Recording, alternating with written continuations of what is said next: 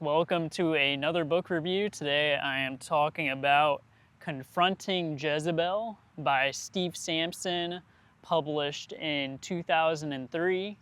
And this is the precursor to a book I read last year called Discerning and Defeating the Ahab Spirit. And for those who are unfamiliar with the story in the Bible, Ahab and Jezebel, or a husband and wife, a king and queen of Israel, and they represent really a toxic relationship of somebody who is passive and enabling, that would be the Ahab, and then controlling and manipulating, and that would be a Jezebel. And before I get into talking about this book and expanding on some of the ideas in it, if you don't like this video, you might just have a Jezebel spirit.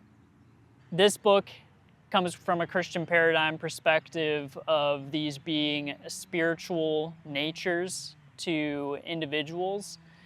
However, they can also be emblematic of somebody's character. You know, whether or not somebody gets delivered of this particular spirit, I'm not as concerned about. If it's a demonic influence, it's going to, I think, work within whatever that person's character already, whatever they're already tempted by. So if somebody is tempted by power and control, then they will produce fruits that are representative of what this book describes as a Jezebel spirit. And what a Jezebel's primary goal is to attain authority, power, and displace a legitimate order with an illegitimate order, you know, through conniving means, through lies and manipulation. And although given these gendered names to represent them, these are not gender exclusive.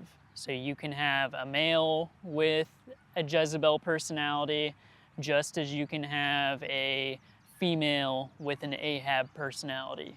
And here are 40 personality or character traits that represent a Jezebel, so that way you can recognize if you have any of these tendencies to be aware of, or if there are those around you to be able to discern if they are exhibiting these traits. Number 1, a Jezebel refuses to admit guilt or wrongdoing. Number 2, takes credit for everything. Number 3, uses people to accomplish a personal agenda. Number 4, withholds information. Number 5, talks in confusion. Number 6, volunteers for anything. Number 7, lies convincingly. Number 8, ignores people. Number 9, never gives credit or shows gratitude. Number 10, criticizes everyone. Number 11, practices one-upmanship. Number 12, sequesters information. Number 13, uses information. 14, talks incessantly. Number 15, spiritualizes everything. Number 16, is insubordinate. Number 17, is pushy and domineering. 18, operates in clairvoyance and mysticism. 19, uses the element of surprise. 20, sows seeds of discord. 21, commands attention. 22, is vengeful. Number 23, attempts to make others look like the Jezebel. 24, insinuates disapproval. 25, knows it all.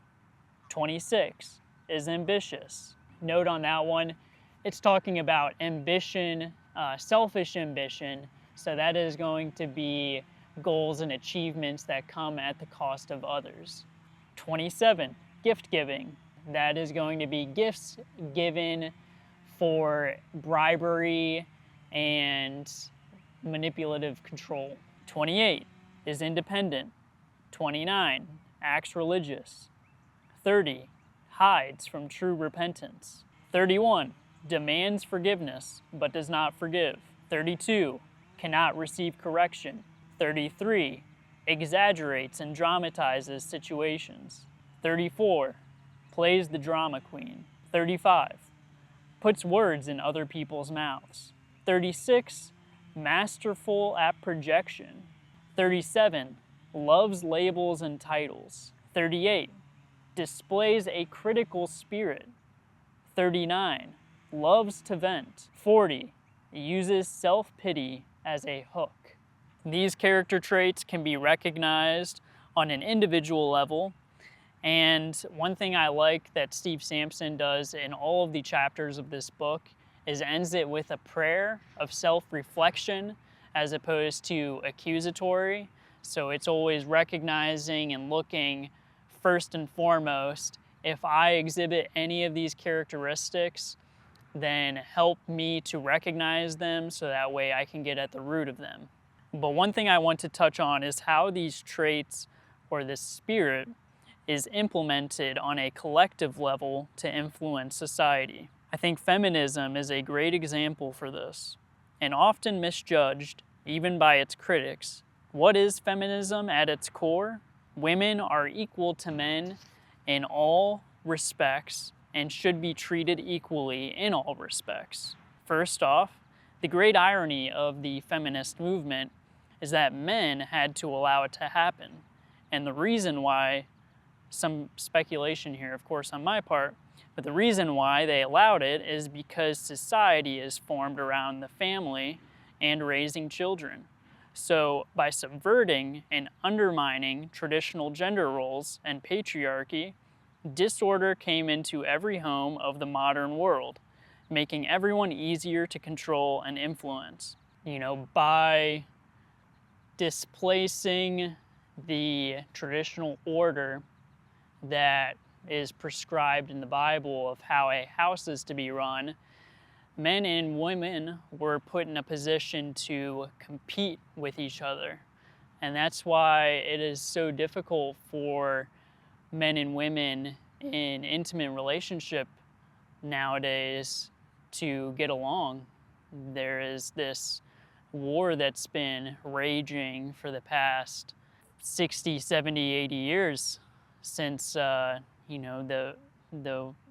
first waves of feminism began, because men and women have different functions, and it's not about, we use that word equality, and just because people have different roles and functions, it does not mean that they are worth less. And that was one of the perverted ideas that started the feminist movement out is, well, if you can't function the same way, then that means you aren't worth as much. When there are so many things that women can do that men can't.